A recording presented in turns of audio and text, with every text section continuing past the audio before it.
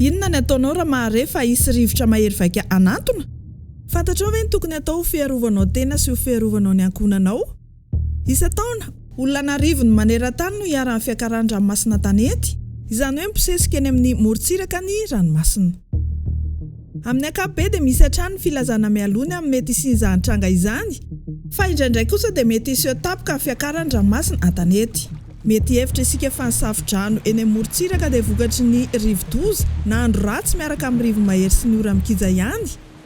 Fa na ny rivo-doza mivoatra lavitra sy ny tafio-dranomasina aza dia mety hamela takaitra eny amorontsiraka.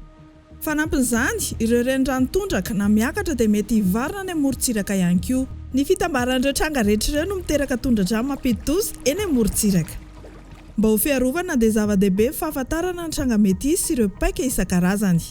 Raha misy rivo-doza na andro ratsy manantona amorontsiraka, atosika ny rivotra mafy ny ranomasina ka tafakatra eny amorontsiraka ka mampiakatra ny ahavon'ny ranomasina.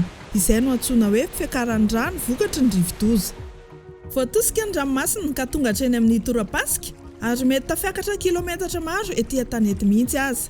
Vetivety dia tondraka ireo toerana iva, manimba ny fananana sy ireo foto-drafitrasa ary mety mahafaty mihitsy izany tranga izany. Manampitrotraka ny fiakaran'ny ranomasina an-tanety ny fisehoan'izany rehefa miakatra be ny ranomasina.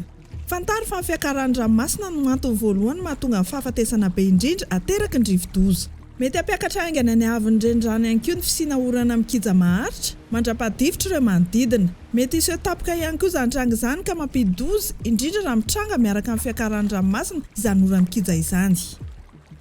Na ireo toerana tsy andalovan'ny rivo-doza mivantana aza dia mety voakasiky ny fiakaran'ny ranomasina sy ny tondra-drano. Etsy andaniny, ny alon-drano ateraky ny rivo-doza dia afaka mikisaka sy mandeha lavitra miala avy eo amin'ny ivony ary mety mihatraika amin'ny amorontsiraka lavitra mandritry ny andro maro mialoha sy aoriana fandalovan'ny rivo-doza. Mety hitosaka sy hibosesika eny amorontsiraka ny alon-drano vaventy ka manosika ny rano hiakatra eny an-tanety mora foana izay mety hiantraika tsy hampozina amin'ny olona maro. Mampidi-doza ho an'ny olona sy ny biby fiompy ary mamotika ireo sy hampiariana arak'izany ny tondra-dranomasina. Ny fahasimban'ny trano fonenana, ny lalana, seranana sy ireo maro hafa dia miteraka fihamorana ara-toe-karena ho an'ireo faritra voakasika.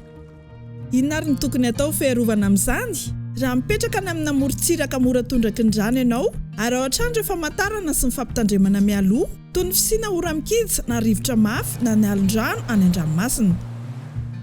Fantaro mialoha ary tadidio ny lalana tokony alesy ny toerana ialovana vonjomaika.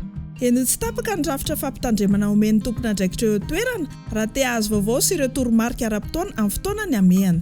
Raha saina mamonjy toerana fialofana azo antoka ianao dia mandehana avy hatrany. Miakara amin'ny toerana avo, raha tavela anaty trano noho ny tondra-drano ianao dia miakarany amin'ny rihana ambony indrindra. Aza mitsanona ambany tafo fandrao miakatra be ny rano ka ho difotrao. Alaviry ireo toha-drano sy tetezana. Mety hampivarina ny tetezana amin'ny fotoana tsy hampozina ny rano be mikoriana mafy. Mety hampiotsaka ny lalana sy tera-doza ho an'ny fiara mivezivezy. Aza miampita na milomano na mitondra fiara amina rano na renirano miakatra. Mandehana amin'ny verin-dalana mba tsy ho rendriky ny rano be. Ary ao hatrany ny vaovao mba hahafana miaro tena sy miaro ny ankonanao. Mahafaty ny tondra-drano.